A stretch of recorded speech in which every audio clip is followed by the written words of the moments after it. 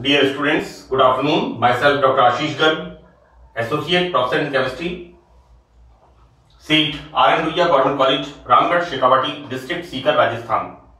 बच्चों, BSc part first में first paper inorganic chemistry, इसमें आयनिक सॉलिड्स हमने स्टार्ट किया था और आयनिक सॉलिड्स इसी यूनिट के अंदर हाइड्रोजन बॉन्ड्स एवं वांडरवाल फोर्सेस जो कि गैसेस में पाए जाते हैं। बच्चों, this is the 20th part, ये 20वां भाग है और इस सत्र में हम वांडरवाल्स बलों के बारे में अध्ययन करेंगे।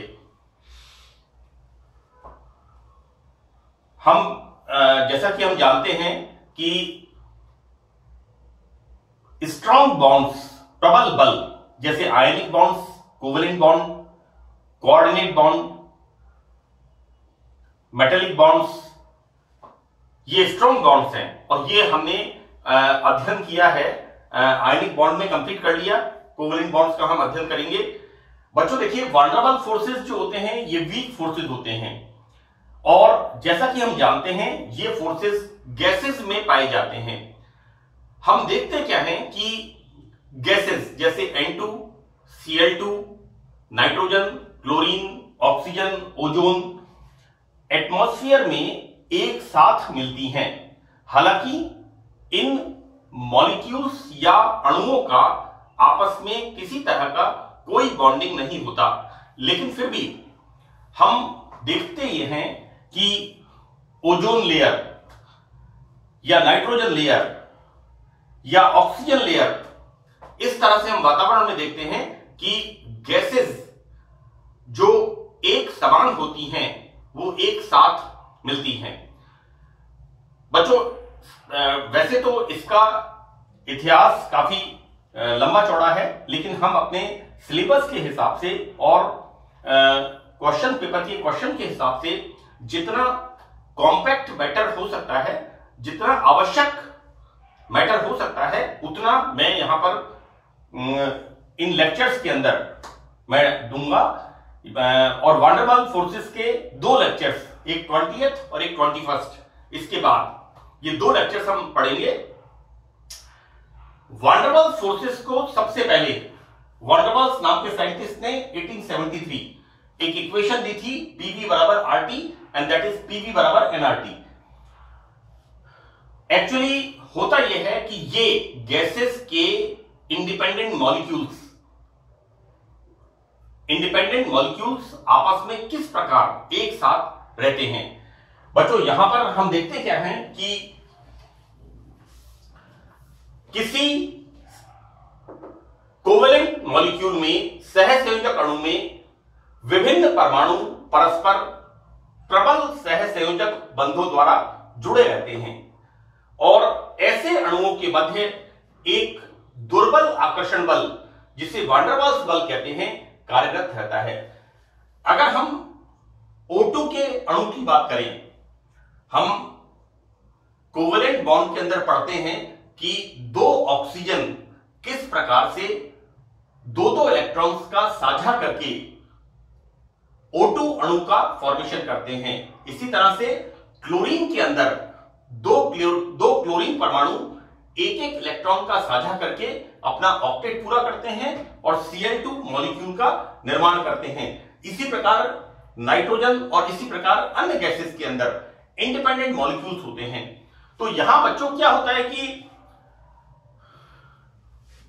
जिन अणुओं में, जैसा मैंने बताया, N2, O2, Cl2 या अदर गैसेस जिनमें कोवेलेंट बॉन्ड्स होते हैं, तो बच्चों ये जो कोवेलेंट बॉन्ड से बने हुए अणु होते हैं, इनके बीच में एक दुर्बल अट्रैक्शन फोर्सेस, जिसका नाम दिया गया वांडरवाल्स फोर्सेस, एक कार्यरत रहता है। तो बच्चों, यहां पर वांडरवाल फोर्सेस में होता क्या है कि वांडरवाल्स ने बताया कि नॉन बॉन्डिंग आयंस, क्योंकि यहां पर गैसेस के मॉलिक्यूल इंडिपेंडेंट होते हैं, तो यहां पर नॉन बॉन्डिंग आयंस या एटम्स जैसे Cl2, N2, O2, इनके मध्य पारस्परिक क्रिया द्वारा उत्पन्न दुर्बल आकर्षी बलों को वान डेर वाल्स बल एवं इनकी नाभियों के बीच की दूरी को वान डेर वाल्स दूरी कहते हैं। देखो बच्चों, ऐसा है कि Cl2, O2, N2 ये गैसेस हैं और हम देखते क्या है, ये इंडिपेंडेंट मॉलिक्यूल्स हैं। तो यहां पर वान डेर वाल्स नाम के वैज्ञानिक ने इनके बीच में किस प्रकार से आकर्षण होता है और उस अट्रैक्शन को नाम दिया week attraction one der Waals forces.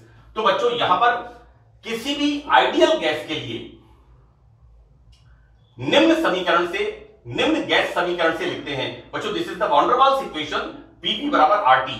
And ये हम बच्चों 9th 10th क्लास में हम अध्ययन करते हैं जब हम गैसेस का अध्ययन करते हैं, वान डेर वाल्स का नियम। और देखिए बराबर ये होता है Pp बराबर nRT। तो this is the attraction force between two molecules. इस तरह से वान डेर वाल्स ने बताया। अब बच्चों, यहां पर वान डेर वाल्स के अनुसार यह समीकरण वास्तविक गैसों की व्याख्या करने में असफल है। जो रियल गैसेस हैं उनके लिए ये इक्वेशन फेल होती है और जो रियल गैसेस हैं, वास्तविक गैसेस हैं, के लिए अट्रैक्शन रिपल्शन को ध्यान में रखकर वान डेर वाल्स ने निम्न इक्वेशन दिया। क्या दिया? P plus A upon V square and then bracket V minus D बराबर RT। तो दिस इज द, इसको बच्चों इस तरह से एक्सप्लेन किया और यहां पर ये A अपॉन V स्क्वायर ये करता है अट्रैक्शन फोर्सेस को रिप्रेजेंट और B यहां करता है प्रतिकर्षण बलों को प्रदर्शित करता है। अब ये तो बात हुई कि किस तरह से वान डेर वाल्स बल जो कि गैसेस के अणुओं में या आयनों में होता है, तो उसको इस तरह से वान डेर वाल्स ने बताया। And this is the equation जिसके द्वारा हम रियल गैसेस के अंदर वान डेर वाल्स बलों की व्याख्या करते हैं, जिस सूत्र से हम वान डेर वाल्स बलों को, वान डेर वाल्स बल या वान डेर वाल्स अट्रैक्शन को समझाते हैं। अब सवाल उठता है कि वान डेर वाल्स बलों की उत्पत्ति इस किस तरह से, ये वान डेर वाल्स फोर्सेस, क्योंकि हम देखते क्या है कि जो गैसेस के अणु होते हैं वो इंडिपेंडेंट होते हैं, तो इन बलों की किस तरह से उत्पत्ति होती है। बच्चों, वान डेर वाल्स की उत्पत्ति निम्न प्रकार होती है। ये क्या है इसके अंदर कि किसी अणु या परमाणु में आकर्षी बल तभी उत्पन्न हो सकते हैं जब उनमें धन या ऋण आवेशित केंद्र भिन्न भिन्न हो। राइट? देखो बच्चों, ऐसा है कि अट्रैक्शन फोर्स कब होगा? जब उनके अंदर नेगेटिव और पॉजिटिव पोल्स होंगे, ध्रुव होंगे, अर्थात इन अणु या परमाणु में द्विध्रुव हो। लेकिन ऐसा गैसेस के अंदर नहीं होता। गैसेस के अणु इंडिपेंडेंट मॉलिक्यूल होते हैं, इनके अंदर पोलैरिटी नहीं होती। अब ऑक्सीजन के अंदर दो ऑक्सीजन दोनों equally electronegative, Cl2 both chlorine एक एक इलेक्ट्रॉन का साझा करके बॉन्ड बनाते हैं, ऑक्टेट पूरा करते हैं, तो Cl2 molecule is a stable molecule. बच्चों, मैं आपको एक बात बता दूं कि हम अगर Cl2 मॉलिक्यूल को तोड़ते हैं तो हम 57 किलो कैलोरी पर मोल एनर्जी देते हैं। मैंने बच्चों इससे पहले आयनिक बॉन्ड में एंड बॉन्ड हार्बर साइकिल के अंदर वहां पर किलो जूल पर मोल में बताया है, इसलिए इसका ध्यान रखना। यहां पर मैं आपको बता रहा हूं 57 किलो कैलोरी पर मोल। ये दोनों एनर्जी आपको ध्यान रखनी है। ये होती है Cl2 की डिसोसिएशन एनर्जी। तो बच्चों, यहां पर कुछ पदार्थों के अणुओं में तो द्विध्रुव होते हैं, लेकिन नॉन पोलर कंपाउंड्स, जैसा मैं आपसे बात कर रहे हैं गैसेस में, like nitrogen, oxygen, argon, krypton में ये आवेश असंतुलन प्रेरण द्वारा इंड्यूस्ड डाइपोल मोमेंट, ये मॉलिक्यूल्स आपस में टकराते हैं और इन मॉलिक्यूल्स के आपस में टकराने से इलेक्ट्रॉन्स और न्यूक्लियस का थोड़ा सा डिफ्लेक्शन इनके अंदर पोलैरिटी पैदा करता है। इसको हम कहते हैं इंड्यूस्ड डाइपोल मोमेंट। तो बच्चों यहां पर प्रेरण द्वारा द्विध्रुव बनते हैं, इन्हें प्रेरित द्विध्रुव कहते हैं, right. These are the induced dipole moment. कि जब गैसेस के अणु आपस में टकराते हैं तो उनके अंदर न्यूक्लियस और इलेक्ट्रॉन्स का थोड़ा सा भी डिफ्लेक्शन, थोड़ा सा भी सरकना इधर उधर, वो इनके अंदर पोलैरिटी पैदा करता है, ध्रुवता पैदा करता है, और इसे हम कहते हैं प्रेरित द्विध्रुव आघूर्ण। इट्स नॉट आघूर्ण, दिस इज द्विध्रुव, इंड्यूस्ड डाइपोल। यहां द्विध्रुवों के मध्य 3 प्रकार के आकर्षण संभव हैं। तो देखो बेटा, ऐसा है कि एक तो होगा जो स्टेबल डाइपोल होंगे उनके मध्य में, यानी ऐसे यौगिक जिनके अंदर स्थायी द्विध्रुव होते हैं। दूसरा होगा प्रेरित द्विध्रुव, यानी 2 इंडिपेंडेंट मॉलिक्यूल आपस में टकराते हैं और उनके अंदर, जैसा मैंने आपको बताया, नाभिक में और इलेक्ट्रॉन्स में थोड़ा सा भी डिफ्लेक्शन होता है, उसकी वजह से इनके अंदर ध्रुवता आ जाती है, उसे हम बोलेंगे प्रेरित द्विध्रुव। और तीसरा इसके अंदर है स्थायी व प्रेरित द्विध्रुव, राइट। तो देखो बेटा, कुछ मॉलिक्यूल तो स्टेबल होते हैं लेकिन कुछ के अंदर पोलैरिटी होती है। तो ऐसे मॉलिक्यूल जिनके अंदर थोड़ा सा भी डाइपोल द्विध्रुव होता है, डाइपोलर आयन होते हैं थोड़े से भी, वो जो स्थायी मॉलिक्यूल होते हैं उनको भी डाइपोल बनने के लिए प्रेरित करते हैं। तो तीसरे वाले को हमने बोला है कि स्थायी व प्रेरित द्विध्रुवों के मध्य हम किस तरह से वैन डर वाल्स फोर्सेस को बताते हैं। यहां पर जब अणु तथा परमाणु परस्पर निकट आते हैं तो नाभियों के मध्य और इलेक्ट्रॉन्स के मध्य प्रतिकर्षण बल कार्य करने लगते हैं। ऑब्वियसली बच्चों, जब 2 गैसेस, सपोज करिए हम इसकी बात करें, सपोज हम O2 की बात करें, Cl2 की बात करें, आर्गन की बात करें, क्रिप्टन की बात करें, राइट। यहां पर क्या होता है कि जब 2 गैसेस के अणु या परमाणु, दीज आर द एटम्स, है ना, हाँ एग्जैक्टली, अणु या परमाणु, मॉलिक्यूल और एटम्स जब एक दूसरे के पास आते हैं तो यहां पर बच्चों क्या होता है कि न्यूक्लियस और इलेक्ट्रॉन्स, इनके मध्य प्रतिकर्षण वाले कार्य करने लगते हैं। बच्चों, न्यूक्लियस, एक अणु का न्यूक्लियस दूसरे अणु को, न्यूक्लियस को प्रतिकर्षित करता है, एक अणु के इलेक्ट्रॉन्स दूसरे अणु के इलेक्ट्रॉन्स को प्रतिकर्षित करते हैं। ऐसी स्थिति में इनके बीच में इससे इंटरैक्शन, राइट। तो यहां पर जो ऊर्जा उत्पन्न होती है उसे हम देते हैं ER बराबर प्लस B अपॉन RN। बच्चों, यहां पर N is the bond exponent, मैंने इसको लैटिस एनर्जी में बताया है, B upon RN, N is the bond exponent. अब बच्चों देखिए, हम देखते हैं यहां पर स्थायी द्विध्रुवों के मध्य। तो पहला इसमें हम देखते हैं कि द्विध्रुव आकर्षण, राइट। इस तरह के आयन या इस तरह के अणु जिनके अंदर इस तरह से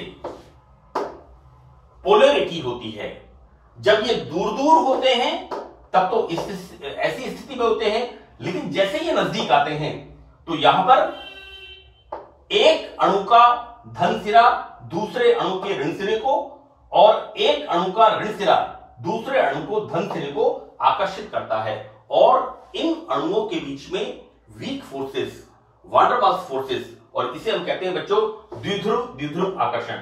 बच्चों देखिए, यहां पर क्या होता है, कार्बन ऑक्सीजन, इनकी इलेक्ट्रॉन नेगेटिविटी में डिफरेंस है, तो इसमें थोड़ा सा पोलैरिटी होती है। H2O, राइट, H2O के अंदर क्या होता है, डाइलेक्ट्रिक कांस्टेंट हाई होता है, इट्स ए ध्रुवीय विलायक, है ना, मैंने इसको बताया है आयनिक सॉल्वेंट्स के अंदर। इसी तरह से NH3, यहां पर फ्लोरीन की इलेक्ट्रोनेगेटिविटी ज्यादा होती है।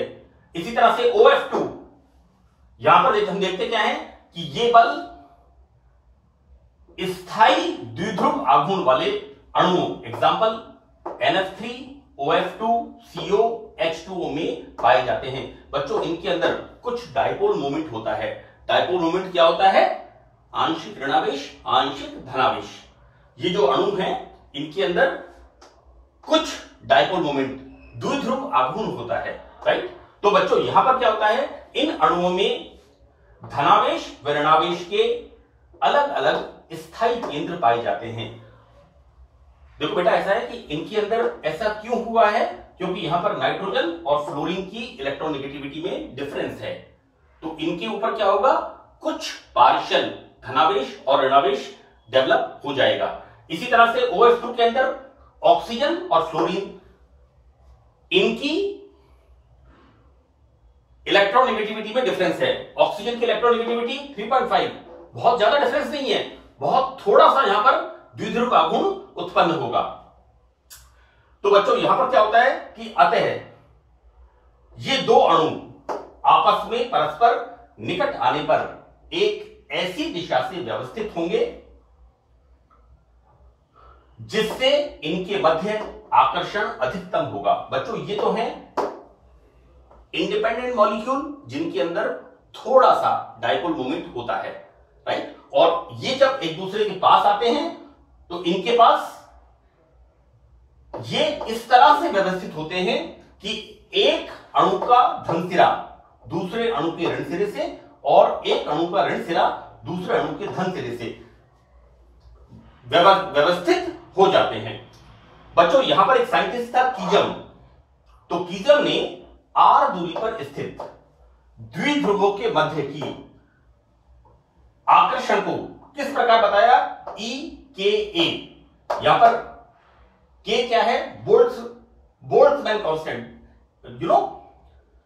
ये जो अट्रैक्शन की एनर्जी है, कीजम ने बताया कि ये जो अट्रैक्शन की एनर्जी है इसको इस सूत्र से बताया, EKA बराबर -2μ4 अपॉन 3r की घात 6 kT, राइट। यहां पर बच्चों K का मतलब बोल्ट्जमैन कांस्टेंट, T का मतलब टेम्परेचर और यहां पर EK का मतलब है कि दिशामान या कीजम एनर्जी जो अट्रैक्शन के फलस्वरूप बाहर निकलती है।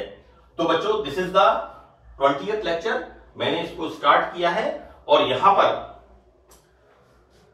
जैसा मैंने लिखा है कि द्विध्रुवों के मध्य 3 प्रकार का आकर्षण संभव है। तो पहला हमने इसमें पढ़ा है द्विध्रुव द्विध्रुव अट्रैक्शन, राइट। नाउ ये दोनों पॉइंट्स मैं नेक्स्ट लेक्चर के अंदर डिस्कस करूंगा, राइट। तो बच्चों यहां पर इस सत्र के लिए इतना ही इस लेक्चर में, और इसका अक्सर शॉर्ट नोट के फॉर्म में सवाल आता है क्योंकि वनरेबल फोर्सेस वीक फोर्सेस हैं और इसका मैटर भी बहुत कम है। तो बहुत सिंपल मैटर है क्योंकि यहां पर जो गैसेस के अणु होते हैं वो इंडिपेंडेंट मॉलिक्यूल्स होते हैं और ये अणु आपस में जब टकराते हैं तो इनके अंदर जो इलेक्ट्रॉन प्रतिकर्षण या नाभिक प्रतिकर्षण, एक अणु के नाभिक का दूसरे अणु के इलेक्ट्रॉन्स का अट्रैक्शन, इस तरह से अट्रैक्शन एंड रिपल्शन इंटरैक्शन, इसके अंदर थोड़ा सा एक आंशिक जो प्रेरित द्विध्रुव होता है उसके कारण ये वंडरवॉल फोर्सेस उत्पन्न होते हैं। तो बच्चों इस सत्र में इतना ही। Thank you.